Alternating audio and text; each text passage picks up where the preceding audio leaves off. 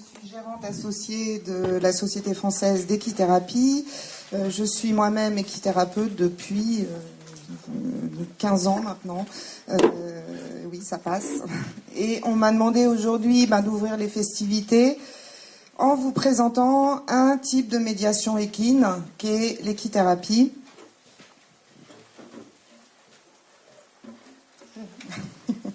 Alors les origines de l'équithérapie remontent certainement aussi loin que l'histoire qui unit le cheval. Les propriétés thérapeutiques liées au cheval sont connues depuis l'Antiquité. La mise à cheval était pratiquée en Grèce pour favoriser l'évolution de certaines maladies somatiques et fortifier les membres.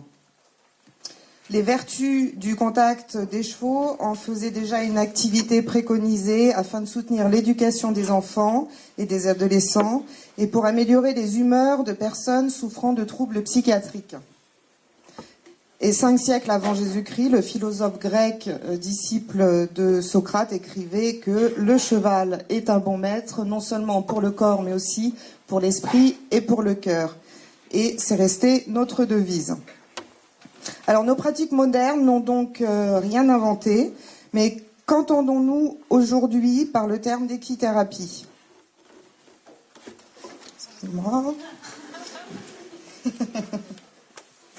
Alors, le terme d'équithérapie se compose des termes équus signifiant cheval et de thérapeia signifiant soin ou traitement. On a donc défini l'équithérapie comme un soin psychique fondé sur la présence du cheval comme médiateur thérapeutique et dispensé à une personne dans ses dimensions psychiques et corporelles. Donc l'équithérapie va se placer dans un courant de la psychologie, de la psychothérapie, de la psychomotricité. L'équithérapeute va utiliser des outils thérapeutiques empruntés aux divers champs de la psychologie, de la psychothérapie, de la psychomotricité, mais aussi de l'orthophonie, de l'ergothérapie, etc., mais qu'il va adapter à la situation incluant le cheval. Donc en équithérapie, l'objectif est d'agir sur le fonctionnement psychique et corporel du patient par des moyens psychiques et corporels. Alors l'équithérapeute, bien sûr, va travailler à partir d'objectifs thérapeutiques mis en place en fonction de chaque patient, basés sur les attentes, les problématiques, mais aussi les capacités de chacun. Alors il y a effectivement différents moyens de soins qui sont mis en œuvre, comme je vous le disais, des moyens psychiques à travers la parole, le discours, le sens donné aux actions et aux ressentis, le partage émotionnel, l'expérience vécue, le transfert, les désirs, etc. Et des moyens corporels à travers les sensations, le mouvement, la communication infraverbale, l'expression gestuelle, etc. Alors, les activités qu'on propose en équithérapie sont multiples et liées à la rencontre du cheval sous toutes ses formes. Donc elles ne se pratiquent pas obligatoirement à cheval, mais toujours avec le cheval. Alors, je vais vous donner quelques exemples. Ce ne sont vraiment que quelques exemples. On va pouvoir travailler au niveau des soins du cheval, où le cheval va être appréhendé dans sa globalité et sa continuité corporelle, et où sont mis en avant l'importance du toucher, du soin à l'autre. On va pouvoir travailler, et ça c'est une grande partie de notre travail, on va travailler le cheval en liberté, avec la découverte de la mouvance et des allures naturelles du cheval, de l'entrée en communication sans entrave, qui nécessite de la part du patient d'adapter son comportement à celui du cheval. Alors après, on peut proposer également des techniques de monde sensoriel qui permettent de découvrir le fonctionnement de son corps et de travailler sur toutes ses sensations. Un travail en sophrologie et relaxation, adapté au cadre de l'équithérapie. Des jeux de rôle et des activités de symbolisation dans lesquelles vont intervenir l'imagination, la projection, l'expression. L'attelage, si tant est qu'on soit formé à l'attelage, qui permet une approche différente du cheval pour les personnes à mobilité réduite, par exemple, ou les personnes âgées.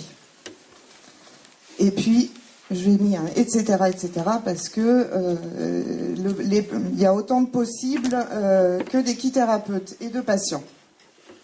Mais quelles que soient les activités proposées, le contexte particulièrement riche de l'équithérapie va toujours permettre un travail au niveau de la communication, un travail psychomoteur global et fin, sur ou contre le cheval, attacher les sangles, réaliser des nœuds, ajuster les différentes courroies, adapter sa posture à celle du cheval, un travail de développement cognitif, grâce aux nombreux stimuli présents et tout aussi nombreuses possibilités d'apprentissage, la présence même du cheval facilitant l'intérêt et la motivation du patient. Alors ces activités, elles sont systématiquement adaptées ou proposées en fonction de la demande de la personne prise en charge et en fonction des objectifs thérapeutiques motivant les séances d'équithérapie, bien entendu. Non. Alors, quels effets thérapeutiques peut-on attendre de l'équithérapie? Alors, l'accent est bien évidemment mis sur le mieux-être à travers la rencontre et le développement de la communication avec le cheval. Et l'équithérapie va utiliser les principes de la relation que nous on appelle relation iso-esthésique, qui est une adaptabilité des ressentis et des émotions entre le cheval et son partenaire, et les principes de la relation isopraxique, qui est une adaptabilité mutuelle des mouvements, des attitudes. Et tout ça par le biais de la communication infraverbale qui est instaurée avec l'animal. Donc l'équithérapie va ainsi offrir un espace spécifique dans lequel chacun peut évoluer à son rythme, selon ses possibilités et ses attentes. Alors ce mieux-être, il peut être développé par un travail de réassurance, de confiance en soi, d'autonomisation, d'ouverture à la communication, de construction ou reconstruction narcissique et identitaire, de prise de conscience de son corps et de son être dans sa globalité. L'équithérapie, c'est également et avant tout une thérapie à médiation corporelle qui va permettre bien évidemment un travail moteur autour de l'équilibration, de la coordination des mouvements et de la latéralisation. La position à cheval va mobiliser tout le corps et permet ainsi de vivre des sensations qu'on ne peut retrouver dans aucun cadre. Et rappelons que être à cheval au simple rythme du pas mobilise chez nous plus de 300 muscles, y compris des muscles très profonds. Et que faire du cheval peut être très intéressant pour les maux de dos. Contrairement à ce qui se disait il y a encore pas si longtemps que ça, où on interdisait les personnes qui avaient des problèmes de dos de monter à cheval. Alors pourquoi le cheval ? Quels sont les avantages à travailler en thérapie avec un cheval plutôt qu'avec un autre médiateur ou outil thérapeutique comme la musique pour le musicothérapeute, l'eau pour le balnéothérapeute, l'expression théâtrale pour le dramathérapeute. Pardon ? L'intérêt de l'utilisation du cheval s'explique par ses multiples qualités. C'est avant tout un être vivant ayant un appareil psychique propre. Il est socialement valorisant et digne d'intérêt et de soins. Il peut porter, supporter et transporter. C'est un être non jugeant et non intrusif. Il est apte au dialogue sur un mode archaïque à travers une adaptabilité motrice et émotionnelle, comme on a vu tout à l'heure. Il facilite la communication, l'expressivité des ressentis et des émotions et permet d'appréhender la réalité de l'autre et donc de soi. Le cheval, par sa simple qualité d'être, du simple fait de sa présence, permet une prise en charge globale de la personne, aussi bien sur le plan psychique que sur le plan moteur. Alors de plus, le cheval, il véhicule une symbolique assez complexe et assez forte, puisqu'il symbolise à la fois la force et la puissance masculine et la douceur et la protection maternelle. Donc, le cheval va offrir la possibilité de vivre ou revivre dans un cadre sécurisant et étayant certaines situations indispensables au développement de la personnalité et de l'individualité. Donc la prise en charge thérapeutique par le cheval se base sur des échanges corporels, émotionnels et transférentiels. Alors, à qui peut s'adresser l'équithérapie ? Excusez-moi. Eh ben, l'équithérapie, elle va s'ouvrir aux enfants, même en très bas âge, aux adolescents et aux adultes, rencontrant des difficultés inhérentes ou non à une pathologie mentale et ou psychomotrice. Il va pouvoir s'agir d'un mal-être passager, deuil, dépression, anxiété, perte de l'estime de soi, etc. Aussi bien que de maladies psychiques chroniques, telles que névrose, psychose, autisme, dysphasie, retard mental, etc. ou de répercussions psychiques de maladies somatiques. Vous le verrez aussi cet après-midi, l'équithérapie s'ouvre également maintenant au développement personnel, au coaching, aux thérapies familiales.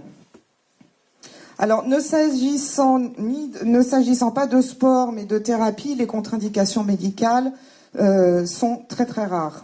On va avoir des contre-indications chez des personnes qui sont allergiques au poil de cheval, ça c'est un peu embêtant. Et puis certains troubles squelettiques de la colonne vertébrale. Mais les contre-indications restent très rares, puisqu'on n'est pas obligé d'être à cheval. Alors, quel cadre un équithérapeute va offrir à sa patientèle ? Eh bien, déjà, une cavalerie, des installations, un matériel adapté. Il y a un gros travail du cheval, de nos partenaires, en amont, pour qu'ils puissent répondre de façon adaptée à ce que nous proposons.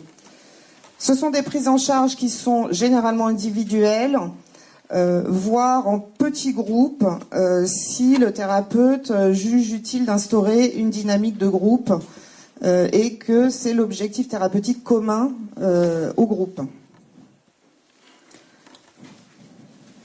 Il s'agit principalement de séances hebdomadaires de 1 heure, 1h30 et c'est bien sûr sur du long terme. Alors, cette démarche thérapeutique, elle va s'effectuer en liaison avec les accompagnants, les parents, les institutions concernées. L'équithérapeute met en place un projet de prise en charge qui définit notamment les objectifs thérapeutiques en amont des séances. Il effectue des comptes rendus de prise en charge et il est fréquent et fort utile d'ailleurs que le thérapeute travaille en réseau avec les professionnels qui entourent un même patient.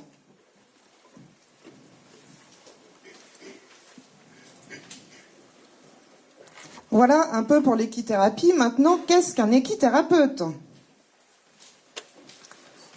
Là, vous voyez, ça... en rouge, c'est notre combat.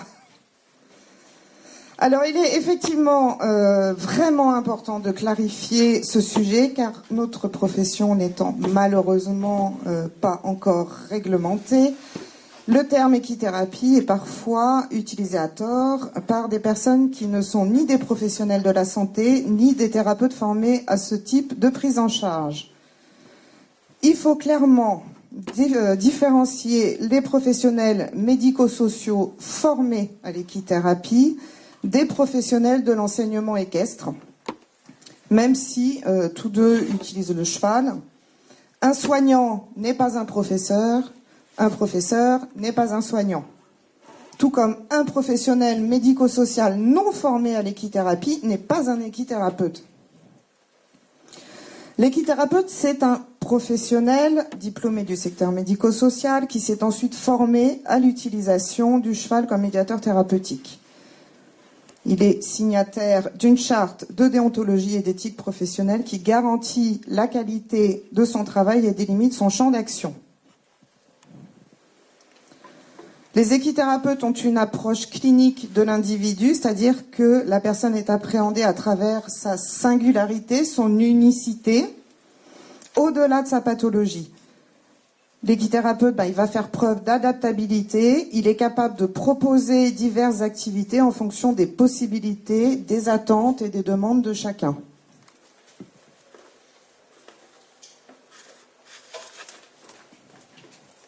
Alors, leur connaissance et leur expérience professionnelle leur permettent de réagir à chaque situation, en principe, et d'interagir au mieux des intérêts thérapeutiques pour la personne.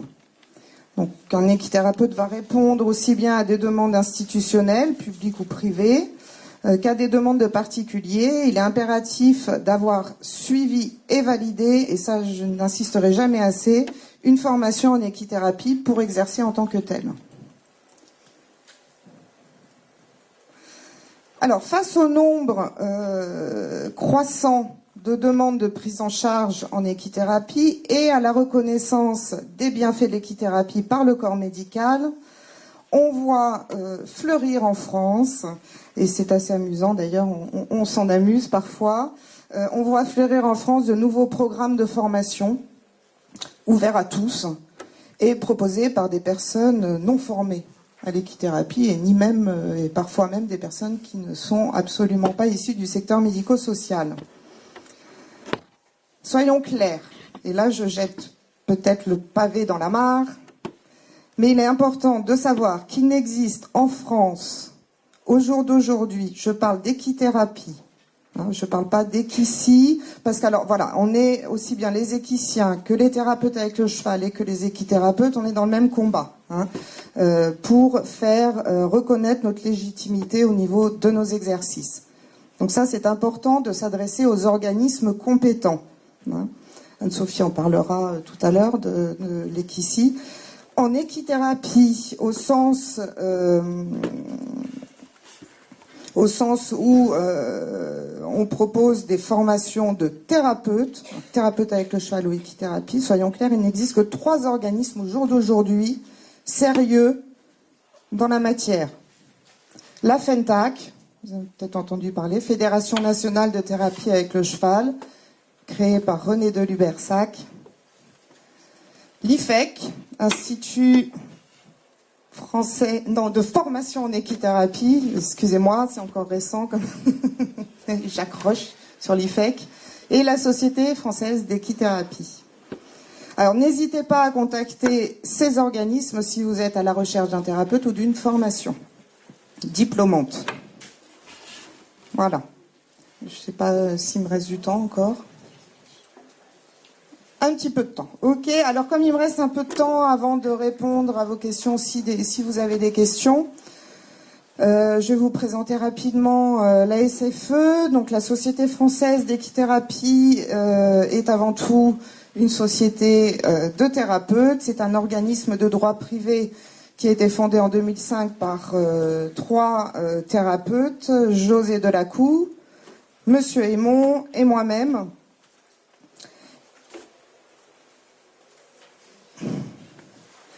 Les activités de la SFE sont réparties autour de 4 pôles. Un pôle formation professionnelle, un pôle de recherche, un pôle de réseau de professionnels et un pôle de prise en charge thérapeutique.